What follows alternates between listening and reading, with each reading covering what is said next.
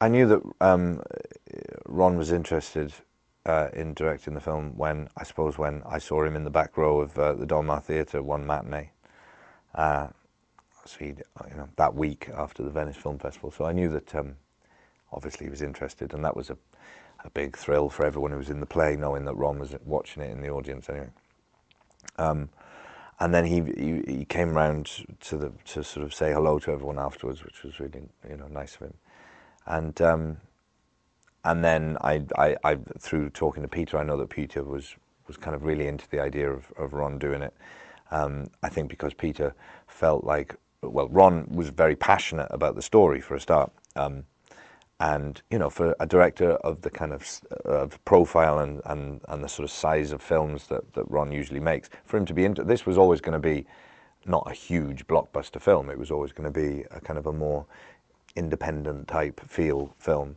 And so the fact that Ron was interested in it at all, and Brian Grazer, it didn't seem like the usual kind of size of film initially.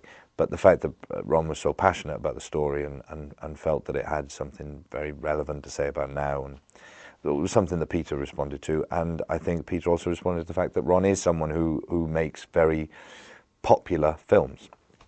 There is a big audience for his films, and Peter wanted as many people to be able to see, this film as possible.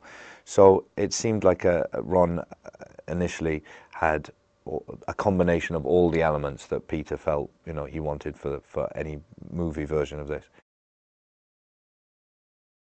So it's been an amazing journey, and we've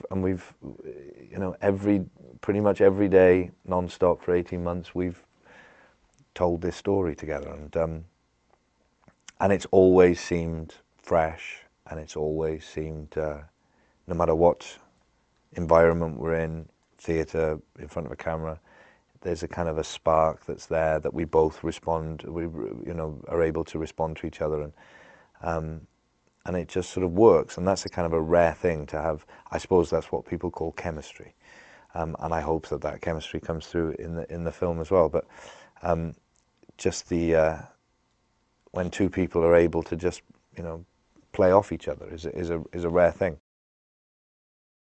It's about two men who are circumstances draw together, who are kind of pitted against each other in some way. Both have a lot at stake. It becomes clear that the enterprise that they're embarking upon is going to have an element of competition to it, and that there can be only one winner, and that the loser stands to lose a very high stakes game, and those stakes become clearer and clearer, certainly to Frost as the story goes on.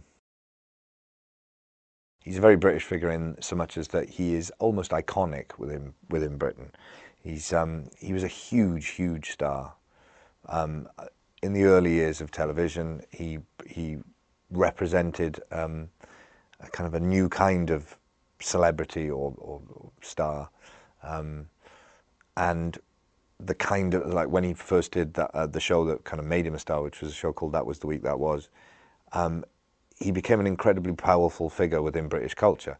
And the idea of television as a medium that comes into people's homes, and was therefore kind of slightly mistrusted, because this interloper coming into their homes, rather than going out to the cinema or listening to the radio, there was a kind of a forced intimacy that TV brought that I think people were fascinated by, and yet sort of not very trusting of. And Frost kind of became the symbol of that in a way in Britain. On the one hand, people were fascinated by Frost and kind of loved him and watched him all every week, and at the same time slightly mistrustful of him because he was sort of, weren't quite sure about him. He was a bit too smug for his own good, a bit too clever, a bit too sharp, a bit too successful, all those kind of qualities.